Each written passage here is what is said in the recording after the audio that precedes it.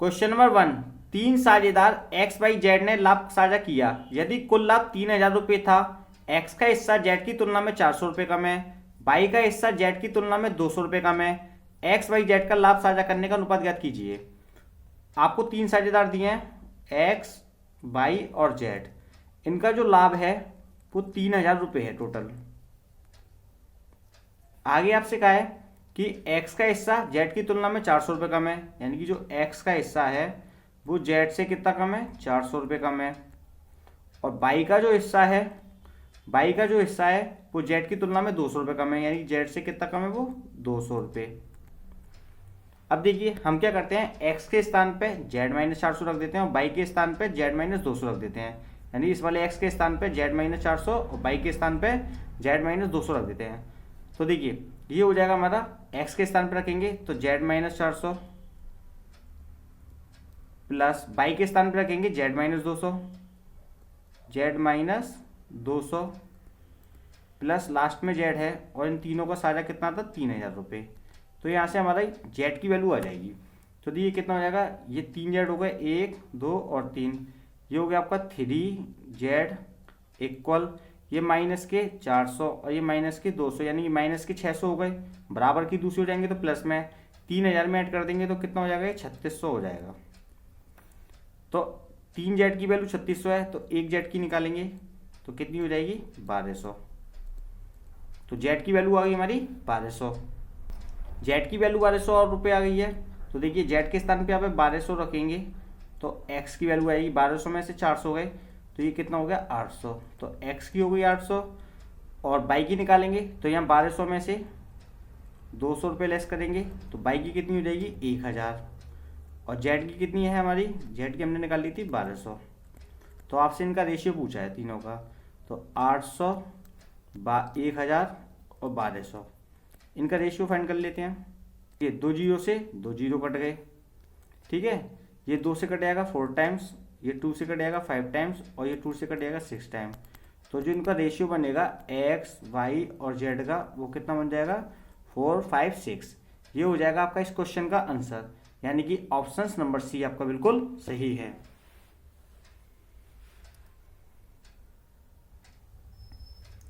Question number 2, एक परिवार में माता पिता और 3 बच्चे हैं। यदि माता पिता की औसत आयु 36 वर्ष है और बच्चों की औसत आयु 10 वर्ष है, परिवार की औसत आयु ज्ञात कीजिए। आपको पता है कि एवरेज बराबर क्या होता है, सम अपॉन नंबर होता है। अगर हमको सम फाइंड करना है तो हम क्या करेंगे, एवरेज का मल्टीप्लाई करा देंगे नंबर में। तो सबसे पहले हम क्या करते हैं कि सम निकाल लेते हैं। माता पिता कितने हैं, ये 2 लोग हो गए और इनकी जो एवरेज आयु दे रखी है कितनी है, 36 वर्ष। तो इनका सम कितना हो जाएगा, 2 मल्टीप्लाई 36। फिर हमसे कहा और, यानी कि प्लस बच्चे कितने दे रखे, 3, यानी नंबर कितना हो गया 3, और एवरेज दे रखा है बच्चों का 10 वर्ष। तो इसमें 10 का मल्टीप्लाई कराएंगे तो ये सम हो गया पूरा। अब हमको एवरेज ज्ञात करना है तो एवरेज बराबर क्या होता है, सम अपॉन नंबर। तो नंबर कितने हो जाएंगे, 2 माता पिता हैं और 3 बच्चे, यानी कि टोटल कितने लोग हैं, 5। यानी कि सम में अगर नंबर का डिवाइड देते हैं तो क्या आ जाता है, एवरेज आ जाएगा। यही हमसे पूछा कि परिवार की औसत आयु क्या है। इसका इसमें मल्टीप्लाई कराएंगे, ये कितना हो जाएगा 72 प्लस ये कितना हो जाएगा 30 डिवाइड बाई 5। इनको ऐड करेंगे जो हो जाएगा 102 प्लस 5 का इसमें डिवाइड देंगे तो कितनी टाइम्स आएगा, 20.4 टाइम्स। यानी कि जो परिवार की औसत आयु हो जाएगी वो कितनी हो जाएगी, 20.4। ये हो जाएगा आपका इस क्वेश्चन का आंसर, यानी कि ऑप्शन नंबर बी आपका बिल्कुल सही है।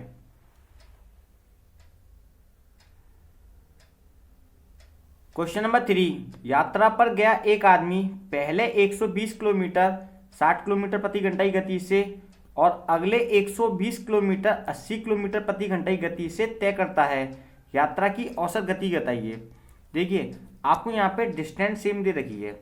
जब भी आपको इस तरीके से क्वेश्चन आए तो आप इसके लिए एक डायरेक्ट फॉर्मूला लगा लीजिए, average speed equal 2xy upon x plus Y. ठीक है, तो एक स्पीड को मान लीजिए आप x और दूसरी को मान लीजिए y। इसमें डायरेक्ट पुट कर दीजिए, आपका आंसर आ जाएगा। यानी 2 मल्टीप्लाई x मान लिया हमने 60 मल्टीप्लाई और बाई को माना हमने 80 अपॉन इन दोनों को ऐड कर देंगे, कितना हो जाएगा 140 एक्स प्लस वाई को। अब इसको काट लेते हैं, तो देखिए एक जीरो से एक जीरो काट लिए, 2 से इसको काटेंगे 7 टाइम्स, ये हो जाएगा आपका 480 अपॉन 7 का इसमें डिवाइड देंगे तो हमारा आ जाएगा 68.57 किलोमीटर पर आवर। ये हो जाएगी आपकी एवरेजन स्पीड। ये हो जाएगा आपका इस क्वेश्चन का आंसर, यानी कि ऑप्शंस नंबर बी आपका बिल्कुल सही है। क्वेश्चन नंबर 4, दो कारों की स्पीड का रेशियो दिया है आपको 10:11। पहली कार है 10 घंटों में 500 किलोमीटर की दूरी तय करती है, तो दूसरी कार की स्पीड पूछी है आपसे। तो दो कारों की स्पीड का रेशियो दे दिया है, यानी कि S1 रेशियो S2 10:11 दे रखा है आपको। आपको क्वेश्चन में दिया है पहली कार है वो 10 घंटों में 500 किलोमीटर की दूरी तय करती है, तो पहली कार की स्पीड आ जाएगी यहाँ से। स्पीड बराबर क्या होता है, डिस्टेंस अपॉन टाइम, यानी कि S1 निकाल लेते हैं यहाँ से। तो डिस्टेंस कितनी है 500 और टाइम कितना है 10, यानी कि 10 से 10 काट दीजिए, कितना हो जाएगा 50 किलोमीटर पर आवर। तो पहली कार की स्पीड आ गई, और पहली कार की यूनिट में स्पीड दे रखी है आपको कितनी है 10, आप इसके इक्वल रख दीजिए। 10 यूनिट की वैल्यू 50 दे रखी है, तो यहाँ से हम क्या करेंगे, सबसे पहले एक यूनिट की वैल्यू निकालेंगे। तो 10 का 50 में डिवाइड देंगे तो कितनी टाइम्स जाएगा, 5 टाइम्स जाएगा। एक यूनिट की वैल्यू हो गई 5। आपसे दूसरी कार की पूछी है, दूसरी कार की यूनिट कितनी है 11, तो हम क्या करेंगे इस 11 में 5 को मल्टीप्लाई करा देते हैं, तो कितना आ जाएगा 55 किलोमीटर पर आवर, यानी दूसरी गाड़ी की जो चाल हो जाएगी 55 किलोमीटर पर आवर हो जाएगी। ये हो जाएगा आपका इस क्वेश्चन का आंसर, यानी कि ऑप्शन नंबर बी आपका बिल्कुल सही है।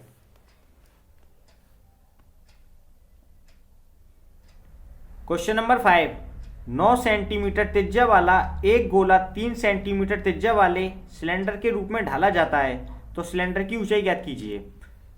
एक गोला दे रखा है आपको जिसकी रेडियस कितनी है 9 सेंटीमीटर, इसको पिघलाकर एक बेलन के रूप में ढाला जाता है जिसकी रेडियस कितनी है बेलन की 3 सेंटीमीटर।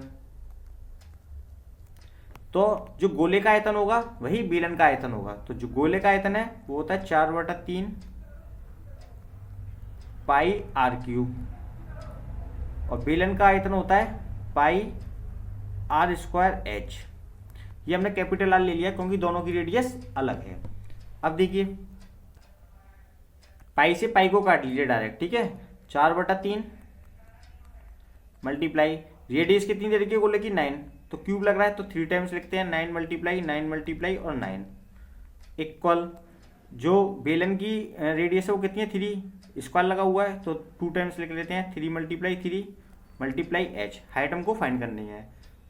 ये कितना हो गया 3 3 9, सीधे काट देते हैं, 9 कट जाएगा, ये इससे काट देते हैं 3 टाइम्स, इनका मल्टीप्लाई करा दिए, 4 3 12 और 12 नंबर 108, यानी कि जो उसकी हाइट हो जाएगी 108 सेंटीमीटर हो जाएगी। ये हो जाएगा आपका इस क्वेश्चन का आंसर, यानी कि ऑप्शन नंबर बी आपका बिल्कुल सही है।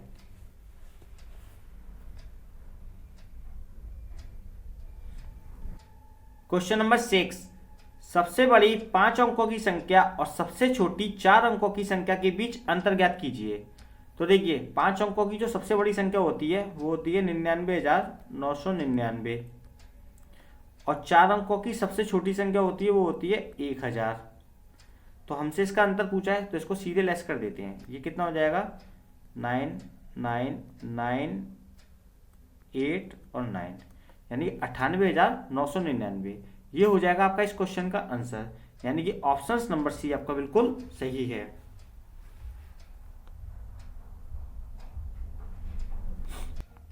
क्वेश्चन नंबर 7, किसी कक्षा के बच्चों के बीच मुफ्त नोटबुक समान रूप से बांटे गए हैं।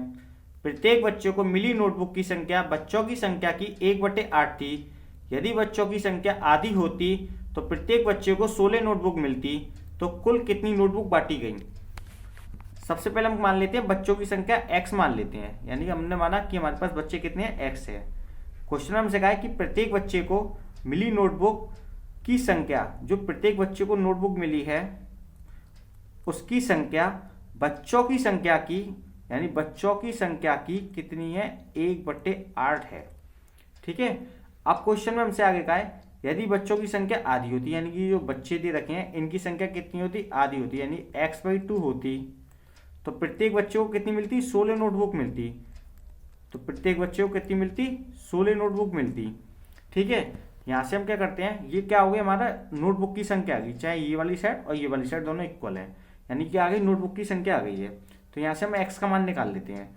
तो देखिए x यहाँ मल्टीप्लाई में बराबर की दूसरे डिवाइड में जाएगा तो डायरेक्ट काट लेते हैं। ये 2 से कितने टाइम्स कट जाएगा, 8 टाइम्स कट जाएगा। 8 यहाँ डिवाइड में है, बराबर की दूसरी मल्टीप्लाई में जाएगा तो ये कितना हो जाएगा, यहाँ पे x बराबर 2 64 यानी 64 हो जाएगा। तो देखिए चाहे इस साइड में रख लीजिए चाहे इस साइड में रख लीजिए, तो ये नोटबुक की संख्या है तो हमारी डायरेक्ट आ जाएंगी। तो हम इस वाली साइड में रख देते हैं, x की जगह पे रखेंगे 64 मल्टीप्लाई 64 मल्टीप्लाई 1/8, तो ये हमारी नोटबुक की संख्या आ जाएगी। 8 का इसमें डिवाइड देंगे तो 8 टाइम्स आएगा, 64 का गुणा 8 से कराएंगे तो कितना आ जाएगा, 512। चाहे आप इस साइड में रखेंगे तो भी 512 ही आएगा। तो नोटबुक की संख्या कितनी हो जाएगी, 512। ये हो जाएगा आपका इस क्वेश्चन का आंसर, यानी कि ऑप्शन नंबर डी आपका बिल्कुल सही है। क्वेश्चन नंबर 8, एक्स के पास बैंक खाते में 100.82 रुपये का शेष है। 74.35 रुपये जमा करने और 50.17 रुपये निकालने के बाद वह अपने बैंक बैलेंस के साथ 5 रुपये के कितने चॉकलेट खरीद सकता है। देखिए उसकी बैंक में राशि कितनी है, 100.82 है, 100.82 उसकी बैंक में राशि है। उसने क्या किया, उसमें 74.35 रुपये पहले जमा कराए हैं, यानी कि 74.35 उसने क्या कहा, जमा कराए, यानी कि प्लस कर देते हैं। तो कितना हो गया उसका बैंक में बैलेंस, 7,1,5,7 और 1, यानी कि 175.70 रुपये उसके बैंक में जमा हो गए। अब उसने क्या किया, इसमें से 50.17 रुपये निकाल लिए हैं, 50.17 रुपये उसने इसमें से निकाल लिए, तो माइनस कर देते हैं। तो कितना हो जाएगा, 0.521, यानी 125 रुपये उसके बैंक में अब बचे हैं। तो हमसे कहा है जो 125 रुपये हैं उसमें ये 5 रुपये के कितने चॉकलेट खरीद सकता है। क्या करते हैं, इसमें 5 का डिवाइड लगा देते हैं, तो 5 का इसमें डिवाइड लगाएंगे तो कितना आ जाएगा, 25। तो वो 125 रुपये में कितनी चॉकलेट खरीद सकता है, 25 चॉकलेट खरीद सकता है। ये हो जाएगा आपका इस क्वेश्चन का आंसर, यानी कि ऑप्शन नंबर सी आपका बिल्कुल सही है।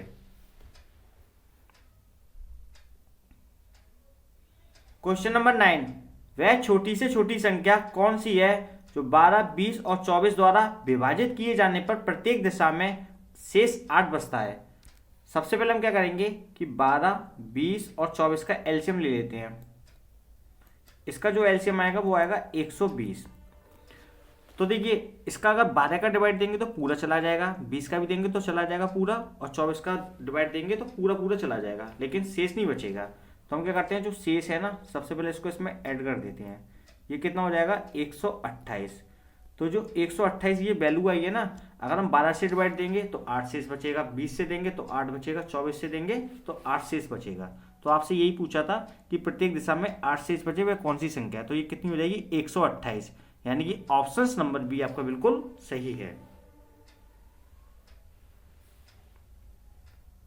क्वेश्चन नंबर 10, यदि 2x + 3 5x + 4 3:4 का 3 गुना अनुपात है तो x का वर्ग ज्ञात कीजिए।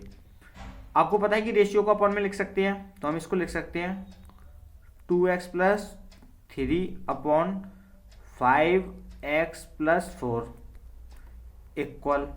अब देखिए ये दिया है कि 3:4 का 3 गुना अनुपात है, तो हम क्या करते हैं, दोनों का क्यूब कर लेते हैं। 3 गुना अनुपात का मतलब होता है क्यूब, तो 3 का क्यूब होता है 27 और 4 का होता है 64। अब क्रॉस मल्टीप्लिकेशन कर लेते हैं। 64 दूनी कितना होता है, 128x, 64 दिया कितना होता है, 192 इक्वल 27 का 5 में मल्टीप्लाई कराएंगे तो कितना हो जाएगा, 135x प्लस 27 का 4 में कराएंगे ये हो जाएगा 108।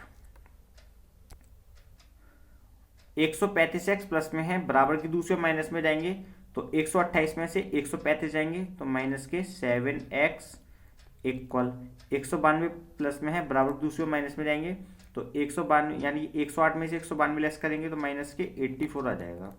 ठीक है, माइनस से माइनस कैंसिल, 7 का इसमें डिवाइड देंगे 84 में तो 12 टाइम्स चला जाएगा। तो x की वैल्यू तो 12 आ गई। आपसे पूछा क्या कि x का वर्ग क्या है, तो इसका वर्ग कर देते हैं, यानी कि x स्क्वायर पूछा है आपसे, तो 12 का स्क्वायर हो जाएगा, कितना हो जाएगा 144। ये हो जाएगा आपका इस क्वेश्चन का आंसर, यानी कि ऑप्शन नंबर सी आपका बिल्कुल सही है। दोस्तों अगर आपको हमारी वीडियो पसंद आए तो इसको लाइक कीजिए, शेयर कीजिए, सब्सक्राइब कीजिए और बेल आइकन पर क्लिक करना बिल्कुल ना भूलिए, ताकि आपको इस प्रकार की न्यू वीडियो की अपडेट सबसे पहले मिल सके। Thank you for